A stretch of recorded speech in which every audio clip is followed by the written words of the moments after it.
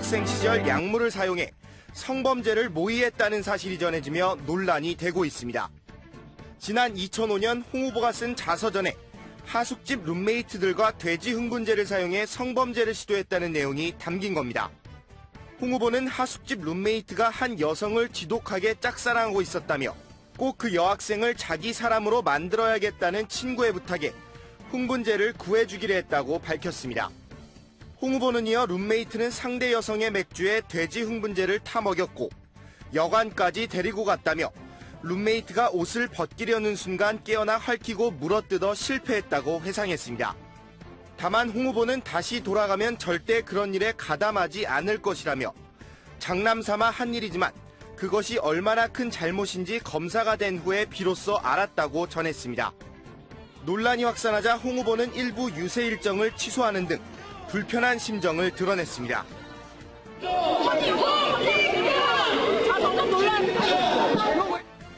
이와 관련해 자유한국당 관계자는 내부적으로 받아들이고 있다고 전했습니다.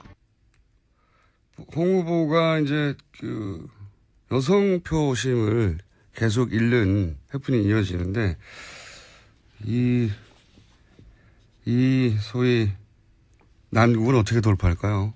예, 설거지는 어떻게 귀엽게 돌파했는데 자세히 읽어보면 좀 경악할 만한 내용입니다.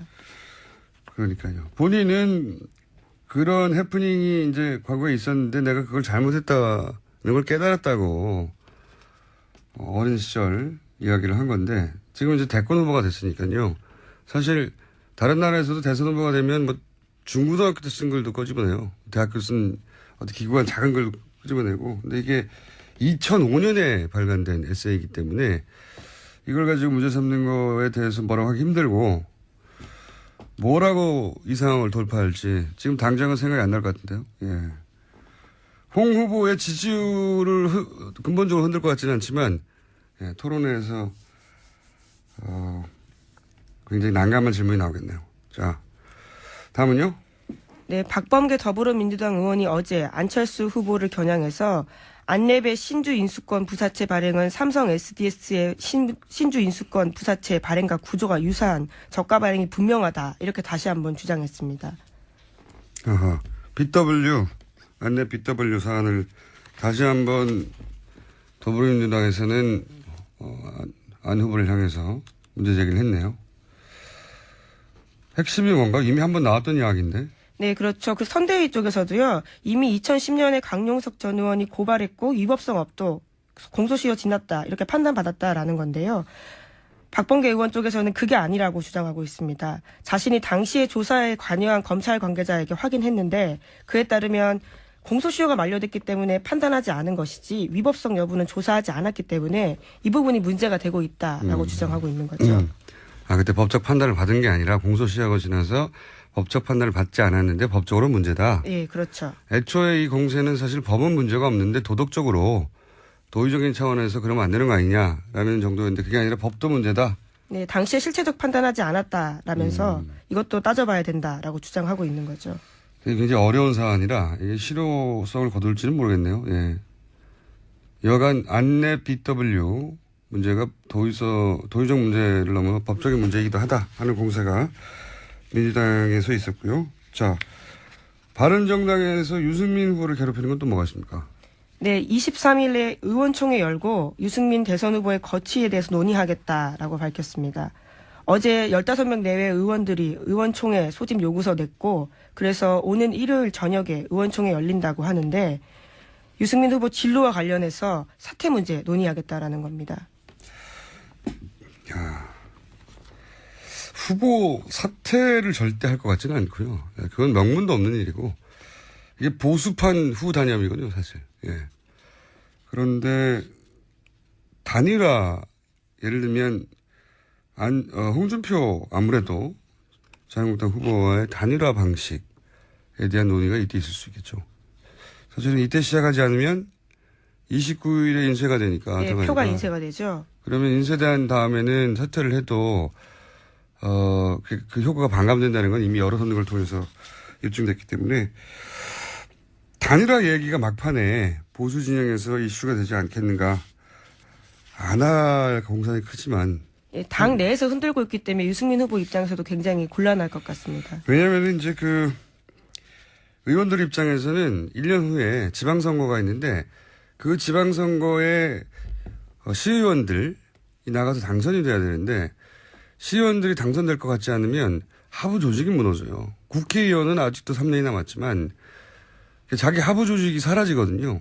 그 하부 조직이 바른정당의 간판으로는 당선이 안 될 것 같으면 자유한국당으로 가버리는 겁니다. 원래 자유한국당 소속이었으니까 다들. 그렇게 옮기는 순간 그 지역에서 국회의원 하나가 달랑 남고 하부 조직이 사라지니까 이런 현실적인 고민을 하게 될 수밖에 없는 거죠. 마침 대선 끝나고 나서 바로 지선이기 때문에 과연 어떤 결론이 날지. 하여튼 바른정당은 무슨 설화가 있는 게 아니라 예, 당내 흔들림이. 후보 자체에 대한 지금 지지율이 워낙 문제가 되다 보니까. 자, 어제 정의당도 토론 후에 후폭풍이 있었어요. 네. 네. 저기당사의 욕설 섞인 항의 전화가 거의 1000통 가까이 왔다고 합니다. 토론 도중에 심상정 후보가 문재인 후보를 향해서 집요한 다양한 비판을 했기 때문에 여기에 대한 비난성 항의글이 폭주했다라고 합니다. 사실 어제 저희 토론 끝난 직후 아침에도 잠깐 다뤘었죠. 이렇게 될 줄은 몰랐지만, 예. 그게 이제 심 후보와 문 후보의 표가 겹치는데, 예. 뭐 그런 얘기 하면서 제가 정리를 했는데 사실 그 토론의 얘기를 잠깐 또 한번 추가적으로 해보자면 지지층 분석이 제대로 안 된 것 같다는 제가 얘기를 드렸잖아요. 유승민 후보가 보수 적자 이미지를 위해서 홍준표 후보를 자주 공격하죠. 예. 당신은 진짜 보수가 아니다. 내가 진짜 보수다라고. 근데 여론조사 지지층을 세밀하게 분석해보면 저도 해보는 걸 캠프가 안 해봤을 리가 없는데 홍준표 후보에게서 실망한 표가 유승민 후보에게로 가지 않아요. 거의. 표를 분석해보면. 그럴 것 같은데 실제로 지지층 분석을 해보면. 그러니까 유승민 후보의 포지션은 본인을 어떻게 생각하는 것과 무관하게 지지층 차원에서는 홍준표 후보와 그다지 겹치지 않거든요. 그러니까 홍준표 후보를 공략해서 얻을 이득이 그렇게 크지 않다. 같은 방식으로 분석해보면 홍준표 후보는 문재인 후보로부터 가져갈 표가 거의 없어요. 표가 겹치는 게 거의 없습니다. 그렇지만 홍준표 후보는 보수 후보로서 강인함을 증명할 필요가 있으니 공격할 수 있죠. 표를 얻기 위해서가 아니라. 반대로 문 후보도 홍 후보로부터 가져갈 표가 거의 없는데. 하지만 그런 이유로 마찬가지로 제대로 된 보수가 저쪽이 아니니까 이번엔 정권 교체가 돼야 된다를 어필하기 위해서 이제 공격할 수 있는데 여기서 이제 애매모호한 것이 이제 안 후보. 안 후보는 문 후보와 홍준표 후보 양쪽으로부터 표를 뺏어야 돼요. 근데 실제 토론회에서는 홍준표 후보하고 세우는 대립각이 약합니다. 심 후보가 또 그런 딜레마가 있죠. 예. 표심이 겹치는데 정권 교체가 시급해서 이제 문재인 후보한테 가 있지만 심상정 후보에 대해서 부처의식이 있는 그런 진보 성향의 표심을 공략하는 게 뭐가 올바른 전략이냐. 그런 관점에서 보자면 정권 교체는 이미 됐다. 사실 심상정 후보가 계속 그 얘기를 하는 이유도 그거죠. 정권 교체는 됐으니까 불안해하지 말고 이제 나에게 표를 달라. 그건데 이게 역설적으로 문재인 후보를 공략함으로 해서 거꾸로 본인이 정권 교체를 안심하지 못하게 만드는 불안하게 만드는 역할을 하고 있다. 그러니까 본인의 캐치프레이즈와 본인의 그 토론의 전략이 사맞지 아니한 상태예요 지금.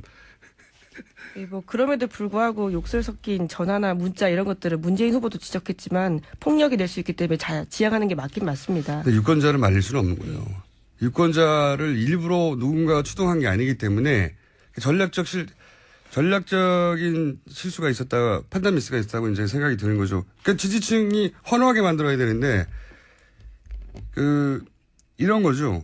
홍준표, 유승민, 안철수까지 문재인을 공격하는데 심상정은 너무하죠. 이런 정사적 반응이거든요. 여기에 대해서 정의당 쪽에서는 심상정은 문재인 당선을 돕기 위해서 나온 게 아니다. 당연하죠. 1위 후보는 당연히 엄정하게 검증돼야 한다. 라고 이제 논리적인 대응을 한 거예요. 정서적 반응인데 논리적인 대응을 서로 다른 언어를 구사했어요. 이번에도. 사마띠 아니하죠. 뭐 근데 정의당 입장에서는 또 정서적으로 어떻게 대응하기가 쉽지 않은 상황일 것 같고요. 이거는 결국 네. 다음 토론에서 심상정 후보가 문 후보를 제외한 그렇다고 이제 와서 문 후보를 물렁물렁하게 상대하는 것도 말이 안 되잖아요. 그리고 1위 후보에 대한 비판은 사실 뭐 모든 후보들이 하는 게 맞습니다. 당연한데 다른 보수 후보를 어떻게 상대하느냐를 통해서 해결할 문제라고 봅니다. 예, 심상정 후보가 그렇다고 문재인 후보만 봐준다니까 그건 또 말이 안 되잖아요. 근데 이건 이제 심상정 후보가 풀어야 될 어려운 방정식이죠. 예, 어려운 방정식인데 어쨌든 정서적 반응에 대해서 논리적으로 대응했는데 다른 언어를 구사했기 때문에 해결이 안 되는 사마띠 아니하는 상황이 다음 토론회까지는 이어질 것 같다. 네, 다음 토론회는 23일에 있습니다. 여기까지 하겠습니다. 시사인의 김은지였습니다. 감사합니다. 숙집 룸메이트가 한 여성을 지독하게 짝사랑하고 있었다며 꼭 그 여학생을 자기 사람으로 만들어야겠다는 친구의 부탁에 흥분제를 구해주기로 했다고 밝혔습니다. 홍 후보는 이어 룸메이트는 상대 여성의 맥주에 돼지 흥분제를 타먹였고 여관까지 데리고 갔다며 룸메이트가 옷을 벗기려는 순간 깨어나 핥히고 물어뜯어 실패했다고 회상했습니다.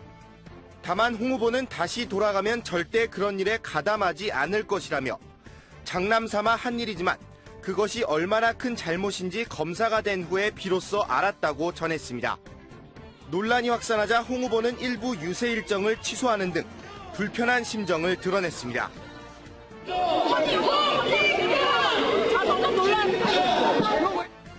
이와 관련해 자유한국당 관계자는 내부적으로 받아들이고 있다고 전했습니다. 홍 후보가 이제 그 여성 표심을 계속 잃는 해프닝이 이어지는데 이 소위 난국은 어떻게 돌파할까요? 예, 이 설거지는 어떻게 귀엽게 돌파했는데 자세히 읽어보면 좀 경악할 만한 내용입니다. 그러니까요. 본인은 그런 해프닝이 이제 과거에 있었는데 내가 그걸 잘못했다는 걸 깨달았다고 어린 시절 이야기를 한 건데 지금 이제 대권 후보가 됐으니까요. 사실 다른 나라에서도 대선 후보가 되면 뭐 중고등학교 때 쓴 글도 꺼집어내요. 대학교 쓴 어떤 기구한 작은 글 끄집어내고. 근데 이게 2005년에 발간된 에세이이기 때문에 이걸 가지고 문제 삼는 거에 대해서 뭐라고 하기 힘들고 뭐라고 이 상황을 돌파할지 지금 당장은 생각이 안 날 것 같은데요. 예. 홍 후보의 지지율을 근본적으로 흔들 것 같지는 않지만 예, 토론회에서 굉장히 난감한 질문이 나오겠네요. 자, 다음은요. 네, 박범계 더불어민주당 의원이 어제 안철수 후보를 겨냥해서 안랩의 신주 인수권 부사채 발행은 삼성 SDS의 신주 인수권 부사채 발행과 구조가 유사한 저가 발행이 분명하다 이렇게 다시 한번 주장했습니다. 여기서 도의적 문제를 넘어 법적인 문제이기도 하다 하는 공세가 민주당에서 있었고요. 자, 바른정당에서 유승민 후보를 괴롭히는 건 또 뭐가 있습니까? 네, 23일에 의원총회 열고 유승민 대선 후보의 거취에 대해서 논의하겠다라고 밝혔습니다. 어제 15명 내외 의원들이 의원총회 소집 요구서 냈고 그래서 오는 일요일 저녁에 의원총회 열린다고 하는데 유승민 후보 진로와 관련해서 사퇴 문제 논의하겠다라는 겁니다. 야, 후보 사퇴를 절대 할 것 같지는 않고요. 그건 명분도 없는 일이고 이게 보수판 후 단협이거든요, 사실. 예. 그런데 단일화 예를 들면 홍준표 아무래도 자유한국당 후보와의 단일화 방식에 대한 논의가 이때 있을 수 있겠죠. 사실은 이때 시작하지 않으면 29일에 인쇄가 되니까. 네, 표가 인쇄가 되죠. 그러면 인쇄된 다음에는 사퇴를 해도 그 효과가 반감된다는 건 이미 여러 선거를 통해서 입증됐기 때문에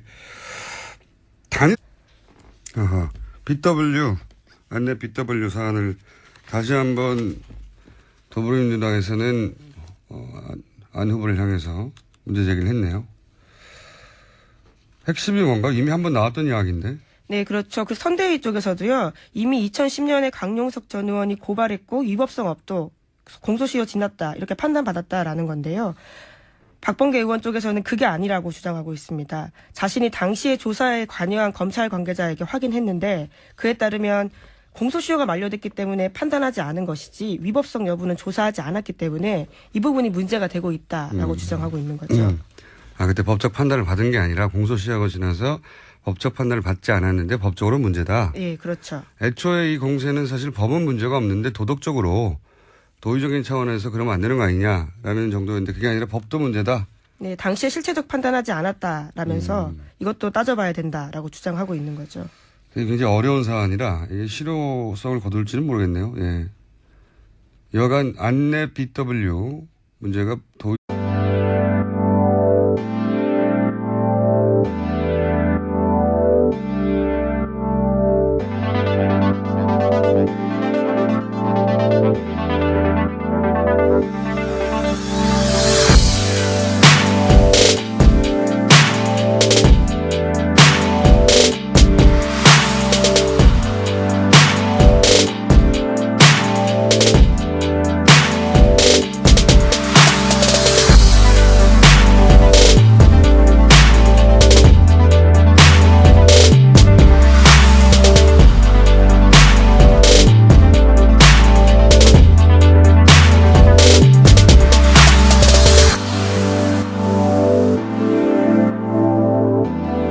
홍준표 자유한국당 대선 후보가 과거 대학생 시절 약물을 사용해 성범죄를 모의했다는 사실이 전해지며 논란이 되고 있습니다.